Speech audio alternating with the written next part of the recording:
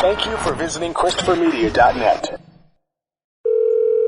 Hello? Hello, Mr. Crane. I'm calling about today's appointment. The tree is scheduled to fall on your RV at 2:14 today. Any way we can reschedule? We're really enjoying our trip. Oh, I'm sorry, but that's our only opening. Can it just be a little tree? Let me check. No, sorry, our file says it's a huge one. RV owners can't schedule when things go wrong on the road. That's why there's Progressive, a leader in RV insurance. Is it 2:14 p.m. or a.m.? You know, I'm not sure. Can I put you on a brief hold? Progressive Casualty Insurance Company and Affiliates. Progressive Motorcycle presents Road Wisdom from the Motor. Half man, half motorcycle. If you missed a turn, there's always another turn. Always. Take it to get back to the turn you missed. Use your turn signal. Progressive Motorcycle also presents Roadside Assistance. Progressive Motorcycle for those who were born to ride. Progressive Casualty Insurance Company and Affiliates. Hey, what's going on? Hey, what are you guys up to? Oh, little weed, you know. It's the Weedsman Podcast Nugget. Zippity what? Ready to drop the bass? Let's drop the bass. Whoop-de-doo. What does it all mean? All the random stuff that didn't fit in Friday's show you'll find here. Oh, okay. Hey, man. You got a joint? Got a little bit of refly smell on your boy? What that mean? Please, just give me my weed, all right? Are there entertainers for you that you appreciate their personality and the type of person that they are more so than the art that they make? I can tell you I know a couple people that have the reverse. Where they, well, yeah, I think there's plenty of examples of art that I like where their personalities are just dog shit. Yeah. Like I'm that way with Alec Baldwin. Yeah. I like his art, but as a person, seems a little iffy. I don't know. Well, what is it about Alec? I mean, the stories that we've heard, like the fights with the daughter, he sounds like a cocky asshole. Knocking out the guy over a parking space. He sounds like a cocky asshole. That's like the recent debacle with him punching out some guy over a parking space. Yeah. Everyone was like, "Oh, he gets into trouble again." Oh no! And then all these people rushed to his defense, like, "Hey, he didn't start it," and all this shit. I'm like, yeah, I don't start shit either. And you know what happens? I don't get into fights with people, right? I don't get into fist fights over anything. Mm-hmm. Not things that actually matter, much less fucking parking spots. Yeah. I mean, this is New York, right? Yeah. So everyone, it's licensed to be an asshole. That's one thing not I hate really about that place. I can't really judge because living in the suburbs, I'm thinking like fighting over a parking spot is like parking close to the Kroger or having to park further out. Yeah, I know, right? That's like a bad parking spot for us. In New York, a bad parking spot is like you're 5 blocks away. No, from yeah. where When you I live. worked in New York, I had to build in 15 minutes to look for parking to wherever I went because that's just how. So it went. I can see how things escalate a little bit more in New York over parking, but still, I mean, you swung at a guy over this shit, like. I know, right? Even if a guy was trying to swing at me, even if he was connecting with me, I'd be backing away. I'm not like trying to like prove something. And some guys, they just go into that mode, right? As soon as they get hit, it's like switch flips. And I don't have that. There's no switch that flips in me when I get punched or somebody comes at me aggressively. There's just confusion. And trying to process like how did things get to this level, right? Yeah. And how can I make them go back down to where we were before? How can we de-escalate? Yeah. That's what I'm concerned about as an adult. How do I not get arrested? Right. I mean, if this story was like, oh, this guy like called his daughter a fat pig, then I'm like, okay, I can see how he would get really agitated enough to like do something about it, saying that I would even. You're just saying, as a father, you can understand the level of frustration. I can understand if it was about something that meant something. But anyway. But yeah, I totally derailed your question. Yeah, I don't think there's a lot of the other side of that. I think Lady Gaga's one. I would never really listen to a Lady Gaga song. I have no interest in seeing that movie that everyone's quote-unquote gaga about. But I think when I hear her like talk in interviews...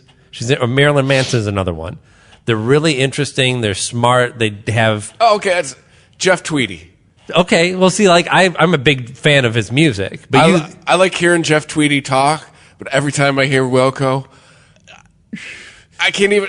There's this dichotomy with Jeff Tweedy. He's, like, so down-to-earth and practical when he talks about music, and then he makes this stuff that, like, is, like, so trying to be artsy, Our right? age group, we're supposed to love Wilco, and they're supposed to be, like, the best band ever. And I can't tell you how just I think they are. How just middle of the road, typical college rock. You didn't. It's kind of I don't like, think they broke any new ground. They kind of went like a Radiohead thing, though. Maybe not as experimental, but in the way that they were a band that was really good at writing hooks, but decided to bury that. You know, there's still some good hooks in there, but they buried in all this atmosphere and electronics and experimental guitar stuff and all this, like, you know, I'll say it. I like a lot of the music, but it's bullshit. Yeah. it's a lot of it's layers of bullshit to hide the fact that you wanted your song to be more complex than it actually is. Yes. It's like, this song isn't coming together, so let's put it all into post-production. Yeah, exactly. Which to me is just like dressing up. Hey, look at this. So you won't notice that our songs are middle of the road. Right. This chorus is kind of weak. That's okay. We're going to have a 5-minute bridge in between the choruses so everyone will forget. Yeah, we're going to jam for 9 hours. But I think the epitome of the person that I find fascinating as a person, and I would think if like I had never heard their music, I would think that I would love everything that they'd done. But that's really quite far from it. There's stuff, and I'm talking about David Lee Roth. There's stuff from his career that I can appreciate. I think it's fun. Some of it's even approaching good songwriting, like some of that early Van Halen stuff, like Jamie's Crying, or Janie. It's Janie or Jamie? Jamie. Yeah. I was trying to remember which one had the gun and which one was crying. I know, right? Yeah. One's crying, one's got a gun. Are the two connected? We don't know. And there's kind of this like Carnival Barker personality that he has that I'm attracted to. You know, I'm a big fan of Penn Jillette, and they kind of have similar shticks going on.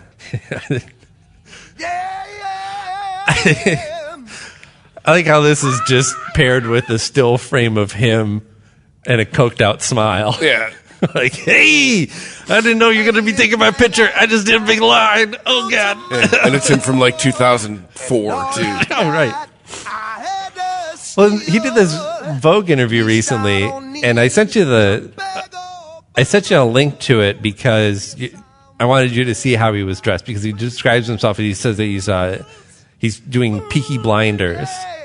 1920s Peaky Blinders is what he describes it as. So I didn't know if you'd know that reference.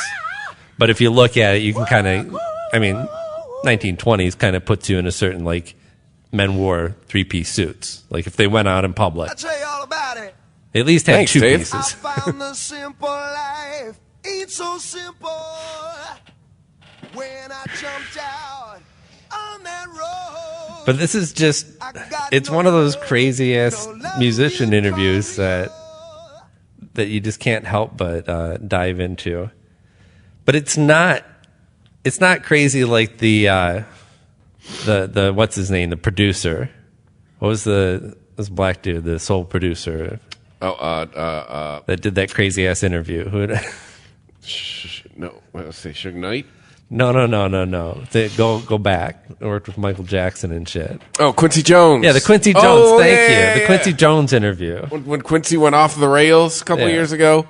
Like this isn't David going off the rails. This is just David being David.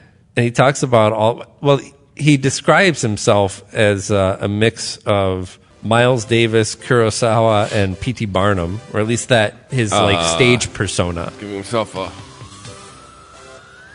lot of musical credit there. Oh, whoa, what happened? Whoa, what's going on? Oh, he's got short hair. Why does he look 75? He doesn't look bad. I hope I look that good. How old is he? He's probably 75. How old do you think he has to be?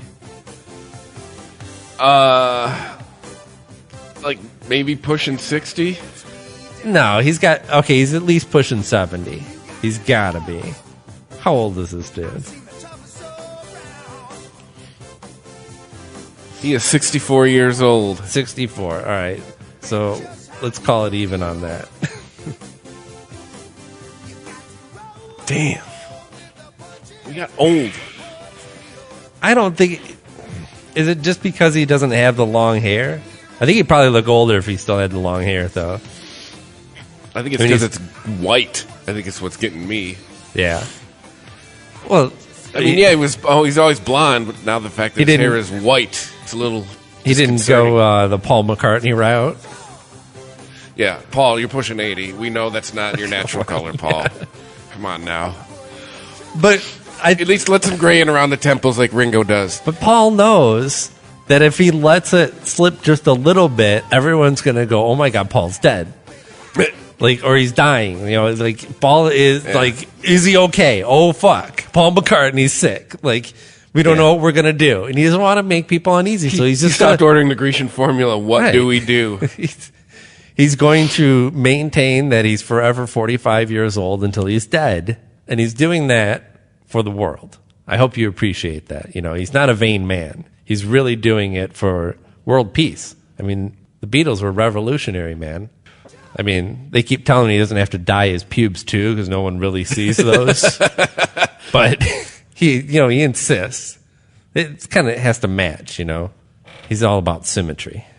But what does he? So, has he even released any music at all? Paul McCartney? No. David Lee Roth. We know Paul McCartney has. And by the way, can I just say? I know I've ranted about Paul McCartney. Karaoke in the car thing with the idiot,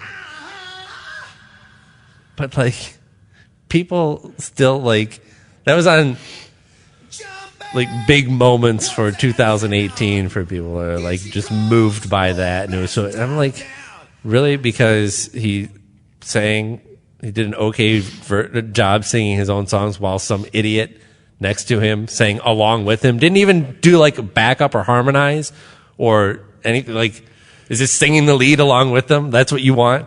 Anyway. You're making me look it up. Oh, the karaoke thing? And I'm wondering if you can help. Yeah, the whole thing's pretty long, I think. Yeah, I need somebody. But it's 20 minutes. Anybody.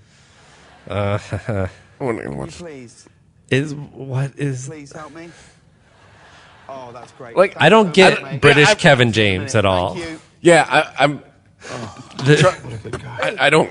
Trust me, I'm with you. I don't understand why everybody... Like, everyone loves him because he's, like, kind of overweight and he's kind of gay. So, it's perfect. Is that it? Well, see, look. And he's kind of got that thing of... Paul McCartney's got some gray hair.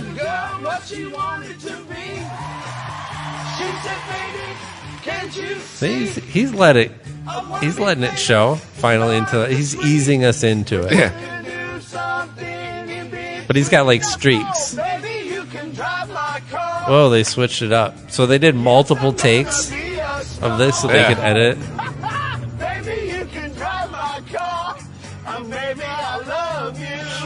This was like my first favorite song. The first song that I was like obsessed with, that I wanted to hear over and over again. But I was like 5 years old. Oh yeah. You had good taste for 5.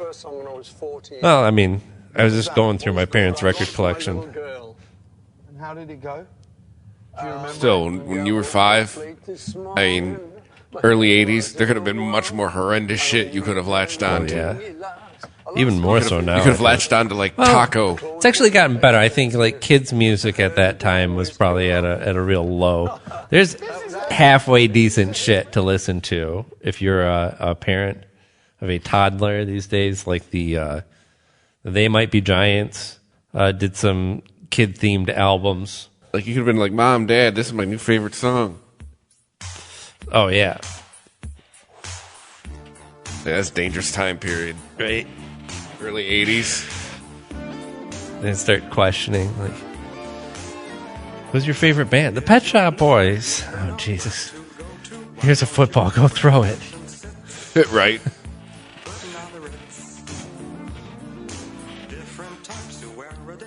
It's amazing how the production value holds up. Can't tell this was made in the 80s at all. That is probably the 80s one downfall. We got all these new toys, and we had to use them in the studio. And the problem, the fault is now you can tell anything that was made in the 80s. Rock, pop. Well, this sounds like it was produced by, what's the dude that did the radio killed the video killed the radio star? The Buggles? Oh, yeah, the dude, he's like a pioneer synth, a synthesizing, what am I trying to say? Is it Dolby?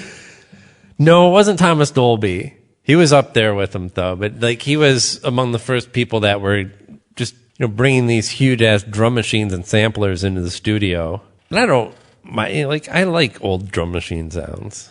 I'm not necessarily mad at that. If that song came on the radio, I would probably get through the whole thing, but that's only because I don't hear it that often. The thing that pisses me off the most, though, is how they just decided to crap out on the name of the band. Taco?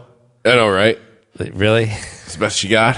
How did you, you were just high and having lunch one day, and you're like, oh, wait. What do you think is like the worst offender 80s that weird-ass cover of Putting on the Ritz that we got to release that, and we need a band name. So, and what do you want for lunch? I know, right? Taco? Is that the answer, the band name, or what you want for lunch? Yes. Let's go with both. Okay, done and done. Here, have some more cocaine, because it's 1982. And they never even got tacos. Yeah, I know, right? They did so much coke, they forgot to do lunch. So who do you think were like the worst offenders 80s production-wise? Songs, bands, producers? I think this one's up there. I'm very forgiving. I think that there's a lot of interesting things that are going on with production during the 80s, and not all of them Why did were all good, the drums interesting, have but to there's be huge? 80s equals huge drums.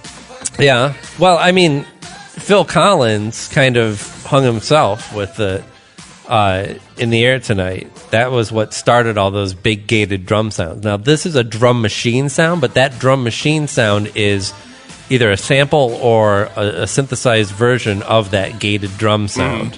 That sound that came by putting the gate on the wrong channel. You're supposed to gate the other drums when you hit one drum, but instead the gate was on the drum that was being hit. Yeah, so you get that. It was on the reverb.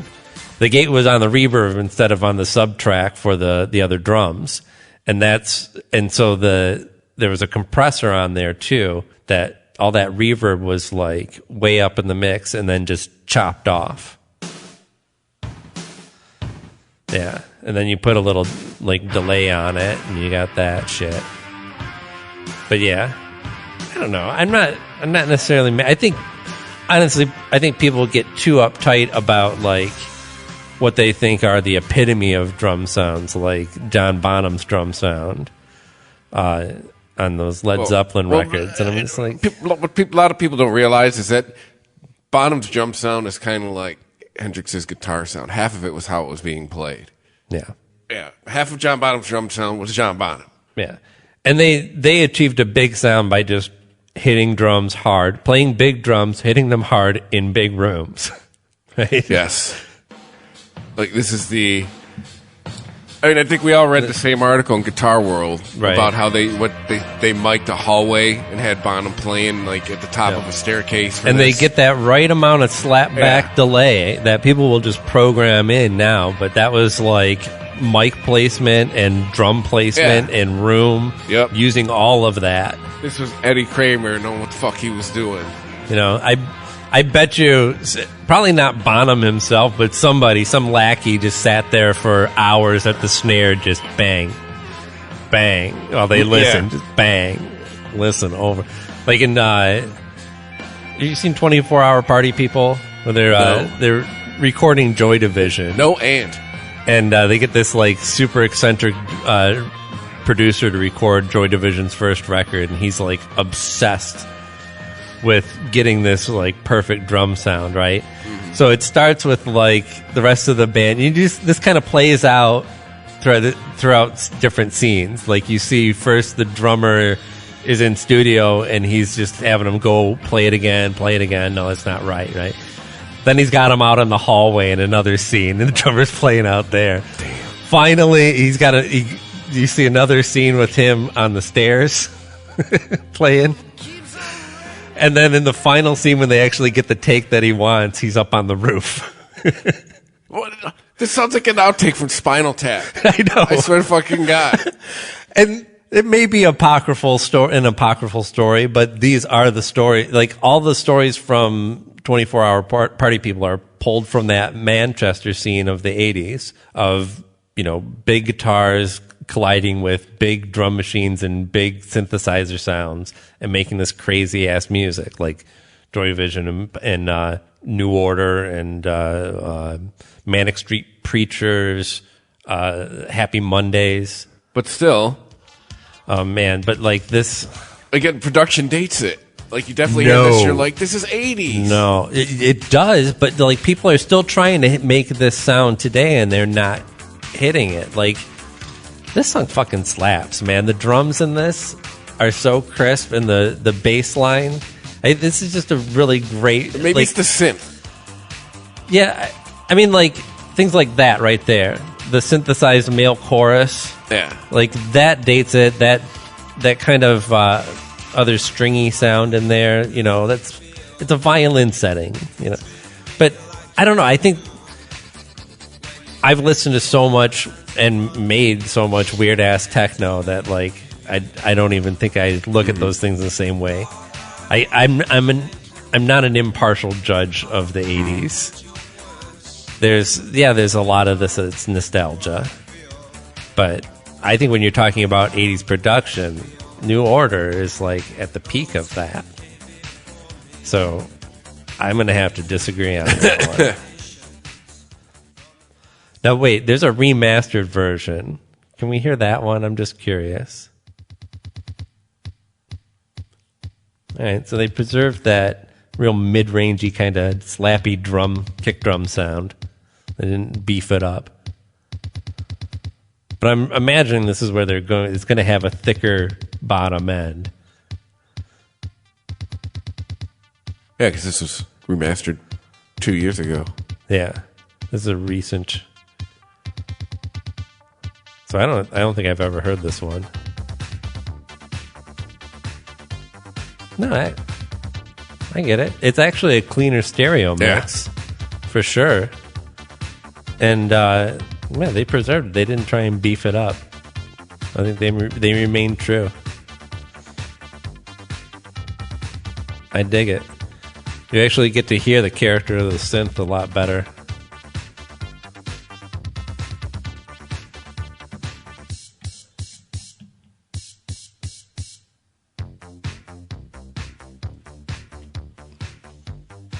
Now's the time on Sprockets Ven Vidance. I mean, I know what you mean by dated, and that's the thing is... Speaking of dated... What is... Remember this piece of shit. Oh, yeah. Yuck.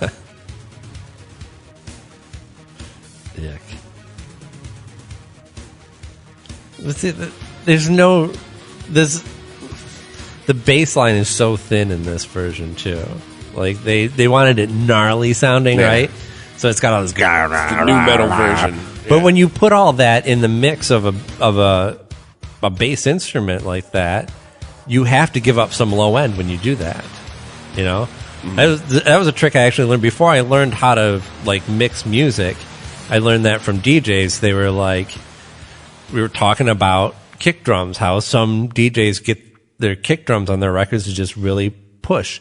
Are they talking to the sound guy, or they just know how to work the EQ just right? It wasn't all in the EQ, and you had to have a nicer EQ on it. Either it had to be like 4 bands, so it'd give you 2 mid-range, or something that you could sweep in the mid-range. But you basically, right around 200 to 300, depending on what kind of kick drum you're talking about, you scoop out a considerable amount of that low end there, and also do a low end filter where you take out anything below 80. And you have this clean, just... Isn't there also a trick where you cut out the mid and it can boost both the low and the high. That has to do with how our ears perceive music and how we perceive loudness, I should say. Mm-hmm. I actually just did this on the way, because I listen to so many podcasts in my car. I was actually listening to some music on the way over here, and I was like, my EQ is way off. I've dialed it in for podcast, for speech. Mm-hmm. So I went and dialed it in for music, which is usually about +3 on the high, +2 on the low, and -1 or 2 on the mid, and get that smile EQ. Mm-hmm. And because our ears are more sensitive to high and low frequencies, that you can actually achieve a greater overall loudness without distortion or seemingly loud. Because what I was doing is I was listening to some like techno on the way here, and I was cranking my stereo, and it was breaking up all nasty, as any kind of market stereo will do when you dime it out, when you turn it all the way up. But it was, I was getting a lot of distortion, and this way I could keep the volume a few clicks below maximum, but still feel like it was as loud as I wanted it to be. It's kind of a little trick. And another little trick, if you're trying to max out your volume, if you find that maybe it's the source, because we listen to so many MP3s and different sources of music in our car, sometimes you feel like you just can't turn it up enough. You can get a little bit of a boost by basically adding a certain set number to each one of your EQ settings, right? So you just turn everything up, and you'll actually get a little bit of a loudness boost from that. So if my highs are set +3, I'm going to go to 6, and I'm going to boost the mids just a little bit, and then I'm going to boost the lows to 5. Just add 3 to everything, and you can actually just use the EQ as a gain stage in a way. You'll get a little bit of a distortion, but it's going to be cleaner than trying to dime out your amplifier. To show you how easy it is to file a claim with Geico, we hired a soap opera star. Gracious me, my car has storm damage and I've had to file a claim. Could it possibly get worse? Will my claims team leave me for someone else? Someone less intense? No. Actually, when you file a claim with Geico, you get your own dedicated claims team who promises to stay with you throughout the process. Oh, I've never known such loyalty. I can't wait for the second season. Geico. Great service without all the drama. A different future starts with you. That's why GoDaddy does more than help you find a name. You can create, sell, and get found online, so any small business can drive change or build an empire. We need a new generation of thinking. Your way of thinking. Start different at GoDaddy.com. To show you how easy it is to file a claim with Geico, we hired a soap opera star. Gracious me, my car has storm damage and I've had to file a claim. Could it possibly get worse? Will my claims team leave me for someone else? Someone less intense? No. Actually, when you file a claim with Geico, you get your own dedicated claims team who promises to stay with you throughout the process. Oh, I've never known such loyalty. I can't wait for the second season. Geico. Great service without all the drama. There's a new Home Depot now open on Maurice Avenue in Maspeth. And as home improvement projects go, this is a big one. Use the product locator on our app for an in-store map to find what you need fast. And check out our new pickup lockers. They make online shopping a breeze. Of course, one thing's not new, our everyday low prices. The Home Depot, now open near Maurice Avenue and Long Island Expressway in Maspeth. And always open at HomeDepot.com. The Home Depot, how doers get more done. The Weedsman Podcast. ChristopherMedia.net. ChristopherMedia.net. The Weedsman Podcast.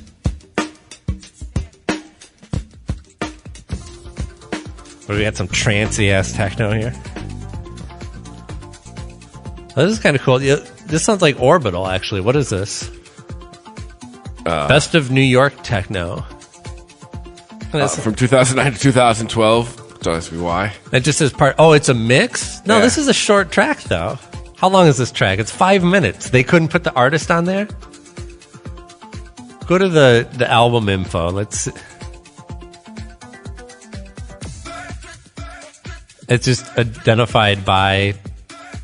I just typed in techno. Right. Google Music. That's what came up. From 2012. Huh? The song's called New York. Yeah. I mean, New York kind of had its own sound, but it was derivative of Detroit. Well, it was derivative of Detroit and Chicago sounds. Detroit is known as the birthplace, but The only reason that Detroit honestly is known as the birthplace of techno and not Chicago is because Detroiters took this shit more seriously. They were talking about. Didn't Chicago embrace house music more? Yes, and because when I was, and the whole scene eventually turned that route. But like that early shit, they were having still too much fun with it. Where they wanted like. When I was young, I remember it was Detroit techno and Chicago house. That's what everybody talked about. It's kind of weird how it goes though. So like you got guys in Detroit that make this serious like science fiction influenced futuristic music that they are like super into. And they have like, some of these guys have whole backstories of like, you know, where these songs come from and what they mean and all this shit. And you have that same kind of, you know, influence of electronic music going on in Chicago at that time, but they just want to party. Yeah. Right. Yeah. And they start, oh man, right now my teeth are already clenching hearing this music. You start getting influence then from like the freestyle scene down in Miami. And you get booty, right? You take freestyle in Miami and house music and early house music in Chicago. You mix those together, you get booty, which hit really big back in Detroit. Duh. So, and that was like commercially, Detroit embraced booty way more than the original techno guys. They remained in the underground, sometimes literally, while you know, other acts that were doing the more houseier, more poppier, something that you could put a vocal and a hook and a face to, and you could package, right? So at the end of the day, like, all these guys making this first wave of techno were just average brothers in Detroit, you know? They weren't fucking pop stars. They weren't putting themselves on the record sleeve in fucking leather jackets, flashing gold chains and shit. Like I said, they were taking this thing super seriously. And that's part of what I love about that is how serious they take what they're doing. I mean, some of them even pushed all the way against even being like acts like Moody Man.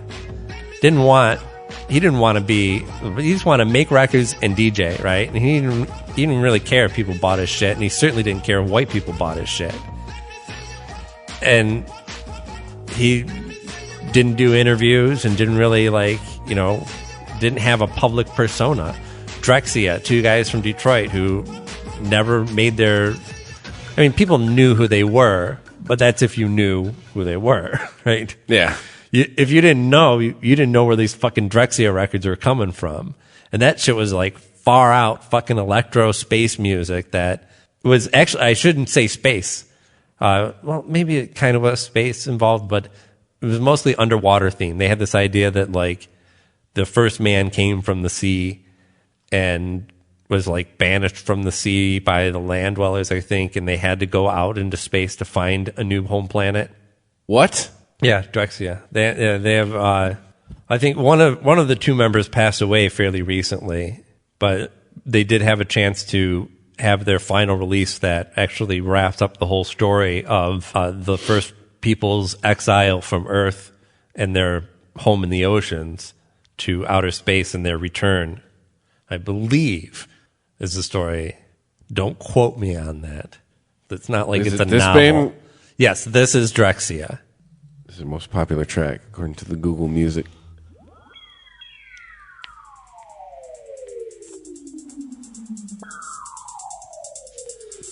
Yeah, a lot of their releases were coming out on like Underground Resistance, which, if you want to talk about a 808 serious fucking techno label, like it does not get serious. They're more serious than that.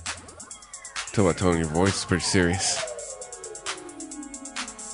Yeah, also the home of artists like Jeff Mills, who is somebody who's managed to have a steady career and still not really be like, I don't know, shit's too hard for the kids, I guess. Like he makes seriously banging, nothing below 140 BPM hard techno.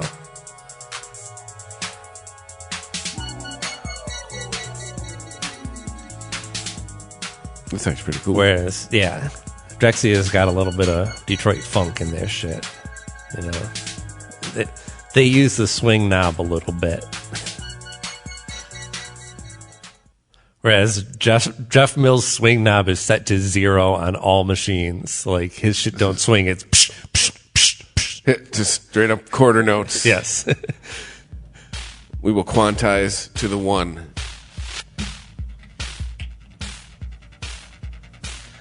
And actually, if you look up, oh shit, how does it go? It's not Drexia that does Speak and Spell, or maybe it is. My memory is failing me. But if you look up Speak and Spell, it's either Drexia or one of the members of Drexia that did that. And that was one of the techno songs that hit really big in the booty scene as well. That people don't know this shit, but they know it. It's not Drexia. I feel like such an ass for not remembering. This is basically a take on that, but that's not.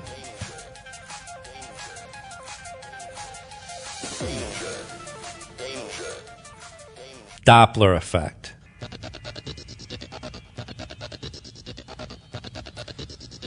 Gerald Donald was the guy who did this, and he's one half of Drexia with James Stinson.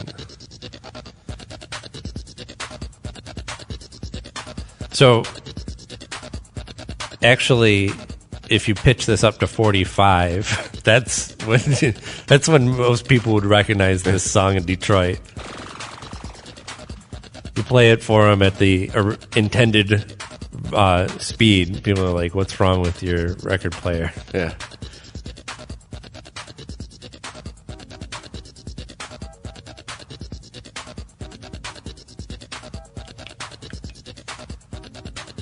But you don't remember ever hearing this on like JLB when they would do Legends on Probably. Friday? It's Friday night, baby. I smoked a lot of weed back then. I smoke a lot of weed now. Yeah, right.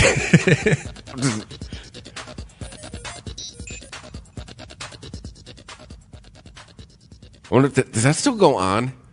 Weed? No.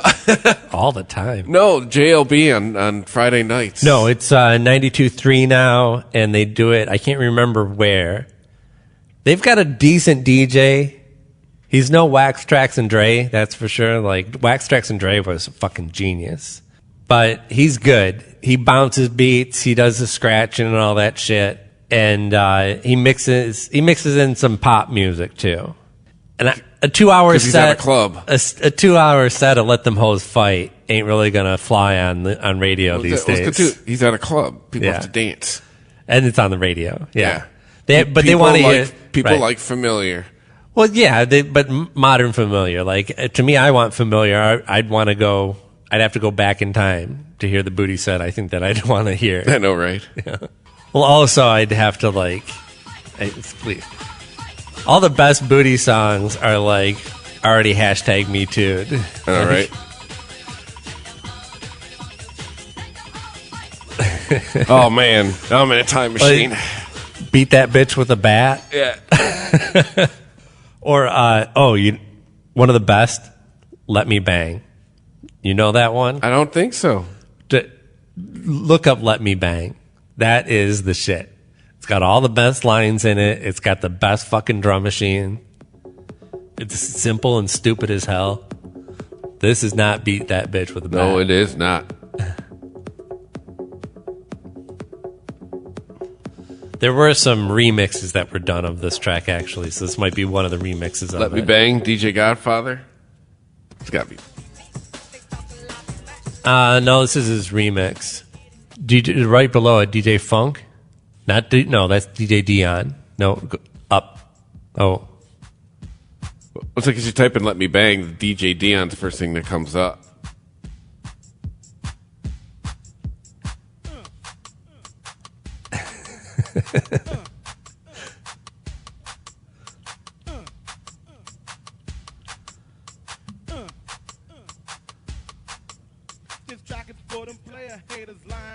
Yeah, this is.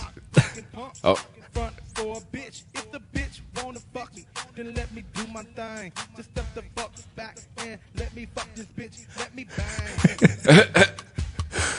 The song's about like he's macking on a chick, and some dude is like, "Whoa, like this chick's wasted, like he's off," and he's like, "Fuck you, let me bang." Like what the fuck?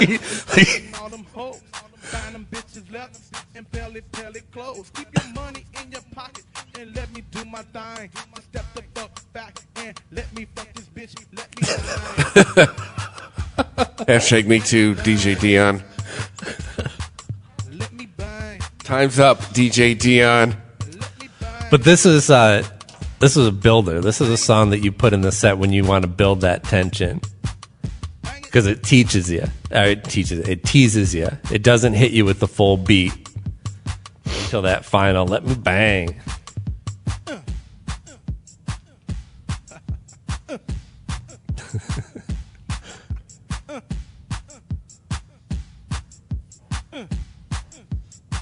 I swear it was a DJ Funk record, though. I think maybe it was on maybe DJ Dion as a. I think that's a remix, not a remix, a mix. You know, a little bit of that seeped into the popular culture, not in that way, but like I don't know. I'm trying to think of some of my favorite songs that were kind of in that freestyle, like what was the two chicks talking about driving around in a Jeep or some shit. Tigra and Bunny, we like the boom. That sounds fucking familiar. You don't know? You got to know this one. It's called Cars That Go Boom. Oh, Latrim. That was the name of the group. How could I forget? Latrim. How did you get away with that? So many kinds, where can we start? We like them dumb and we like them smart. I like the ones with the pretty eyes. Well, I like all kinds of guys. Stop. What happened? How about the ones we especially like? Which ones? You know, the ones with the cars that go. I hear you. Hit it. See, but if you revived this song today, this would be about women's empowerment, you know, and the right to choose and all that. And yeah, you get yours. You go, girl. But if this was a song about a dude, like, I only date chicks with big asses, they'd be like, that's disgusting. Yes. So it's okay to only date guys that drive Escalades, but it's not okay to only date chicks with big asses. For some reason. Gotcha. Just noted. This one is like 12? I know.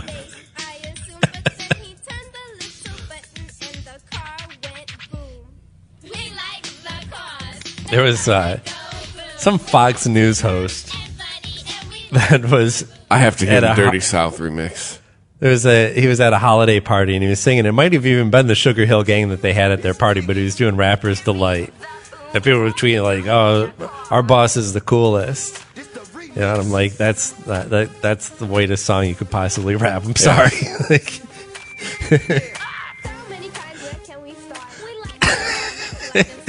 this is. When did they do this? This sounds like 2008. I was gonna say 2006. Actually, it has that because that's when those big stabby synth sounds started coming back. Those ravey sounds that we thought were cheesy for a while. Stop! Get the fuck out of here.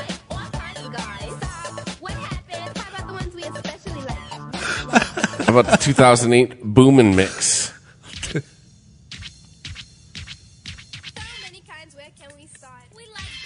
They probably just beefed up the. This is the Beastie Boys remix? Oh, right. This is the Rick Rubin mix. What happened? How about the ones we especially like? Which ones? You know, the ones with the It's going to go womp, womp, womp, womp. Yeah, womp, womp, womp, womp. We like the cars that go womp, womp, womp, womp. No, this is 2008. This was like maybe a couple years before all that started. Well, in pop. Yeah. Like, the techno had already gone through like garage house and speed garage and dubstep. and all that. And then like Skrillex came along and was like, "What's up? Everybody's making dubstep. Yeah, I can do that. I can do anything."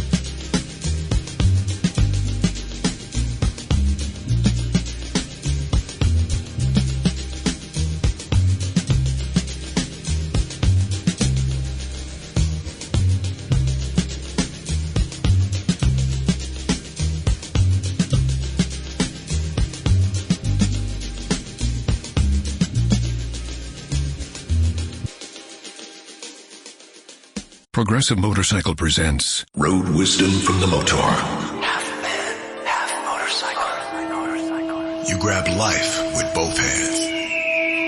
And you grab your bike with both hands. Both hands. Therefore, bike is life. Figuratively speaking. Progressive Motorcycle also presents Roadside Assistance. Progressive Motorcycle for those who were born to ride. Progressive Casualty Insurance Company and Affiliates. Progressive Motorcycle presents Road Wisdom from the Motor. Half man, half motorcycle. You never really stop riding in your mind.